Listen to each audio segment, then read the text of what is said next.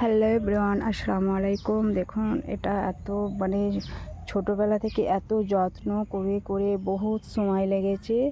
তো দেখুন, এই গাছটার পেয়ারা হয়েছে। এখানে একটা পেয়ারা ছিল, কোথায় গেল?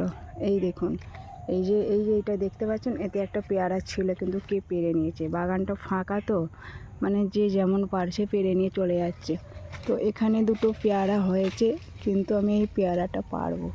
এই দেখুন, এখানে একটা আছে আর এখানে একটা আছে, দুটো পেয়ারা আছে। তো আমি এই পেয়ারাগুলো পারবো। এই ছোটো থেকে নিয়ে দেখছি পেয়ারা, এই প্রথমবার এই পেয়ারা আমি পারছি বন্ধুরা।